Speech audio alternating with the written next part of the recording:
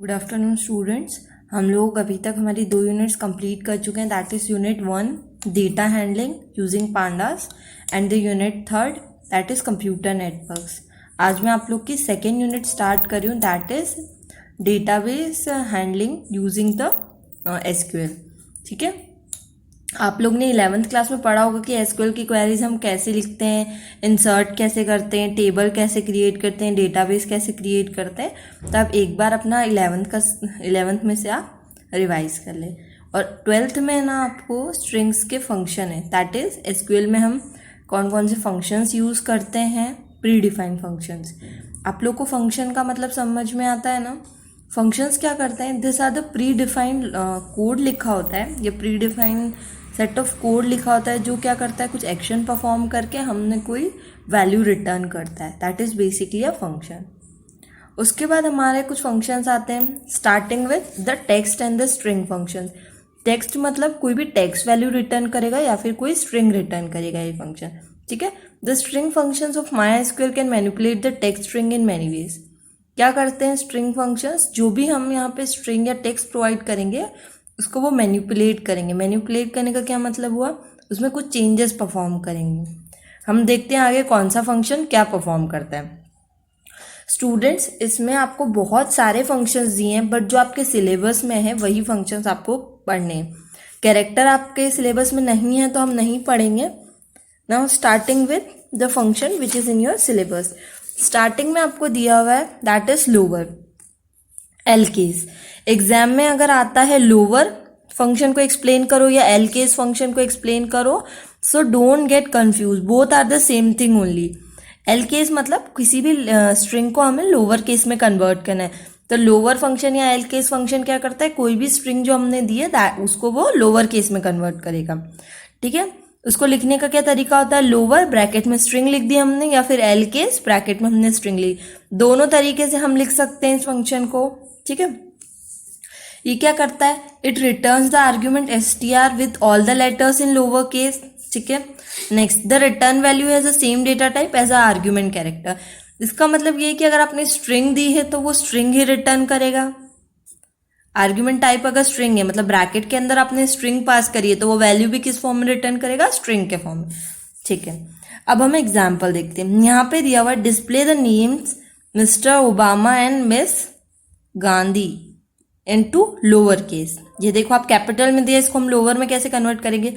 MySQL में गए हमने लिखा सिलेक्ट लोअर। ये जो फंक्शंस हैं ये हमारे सिलेक्ट के साथ चलते हैं, हमेशा याद रखना, डायरेक्ट नहीं चलेंगे विदाउट सिलेक्ट। लोअर ब्रैकेट के अंदर हमने ये स्ट्रिंग पास करवा दी। ठीक है, एस लोअर केस 1। ठीक है, next M miss Gandhi lower, मतलब ये एरो कब आता है, जब हम एंटर प्रेस करते हैं, enter lower M S Gandhi S lower case 2।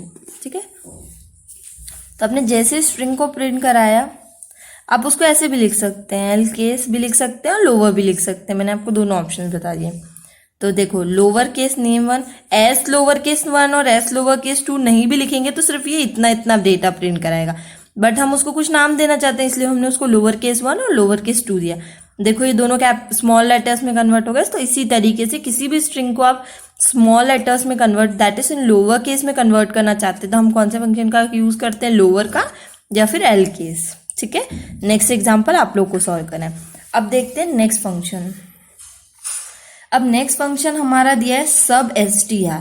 सब str का क्या मतलब होता है, किसी भी स्ट्रिंग का सब पार्ट, मतलब किसी भी स्ट्रिंग में से हम सब स्ट्रिंग निकालेंगे। एक बड़ी स्ट्रिंग दी उसमें हमें छोटी सी स्ट्रिंग निकालनी है। इसका सिंटेक्स क्या होता है, सब str ब्रैकेट में हमने स्ट्रिंग पास कर दी m, n।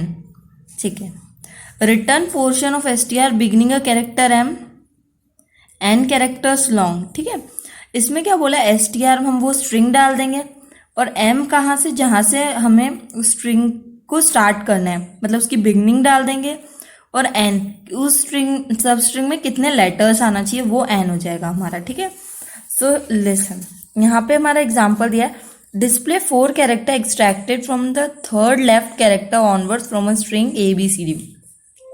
4 कैरेक्टर्स मतलब हमें 4 कैरेक्टर्स चाहिए, मतलब n की वैल्यू क्या होगी 4, n जो हमने यहाँ ऊपर देखा था।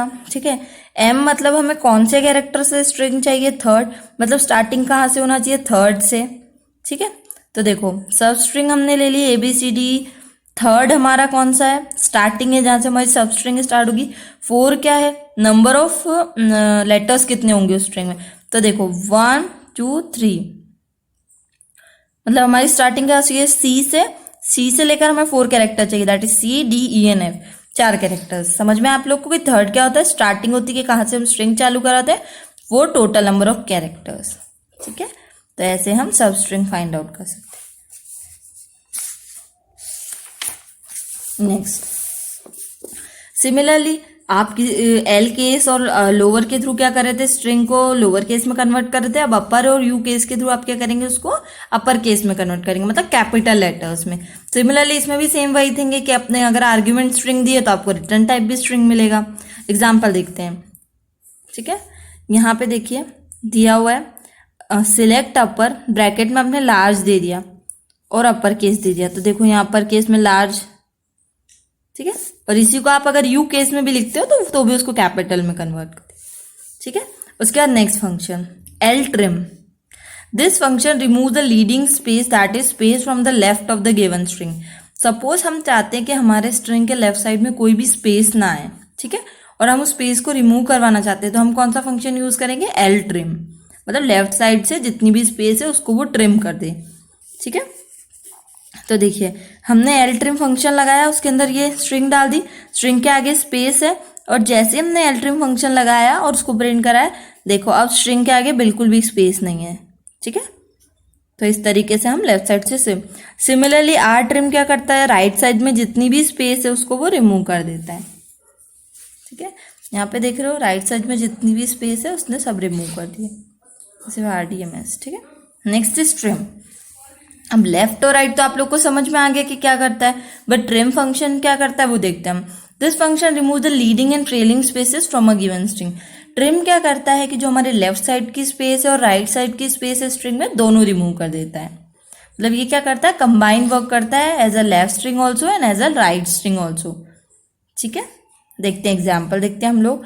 ये ट्रिम बार 1, इसकी स्टार्टिंग में भी स्पेस है एंड में भी स्पेस है, देखो तो अब इसने दोनों स्पेसेस को रिमूव कर दिया। बेसिकली ये सब चीजें आपको पता होना चाहिए, कौन सा फंक्शन क्या परफॉर्म करता है, ठीक है।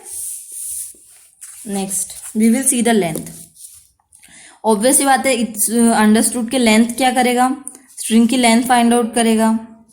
हम किसी भी स्ट्रिंग की लेंथ फाइंड आउट करना चाहते हैं तो सिलेक्ट लेंथ और ब्रैकेट में वो स्ट्रिंग पास कर दी, तो देखो 7 आ गई।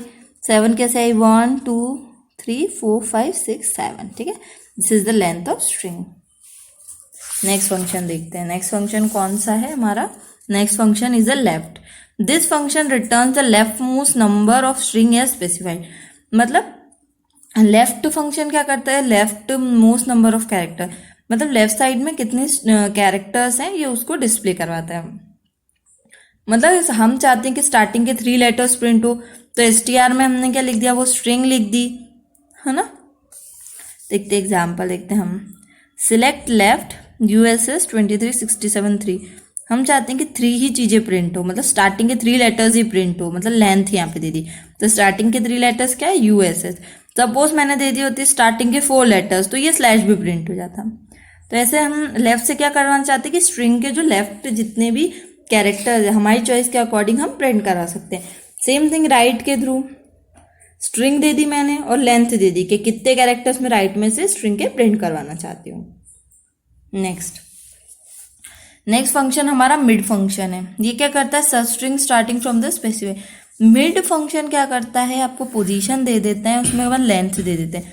मतलब अगर आप चाहते हैं कि स्ट्रिंग के बीच में से आप कुछ भी प्रिंट करवाना चाहते हैं, mid of the string print कराना चाहते हैं, तो आप मिड फंक्शन के थ्रू करवा सकते हैं।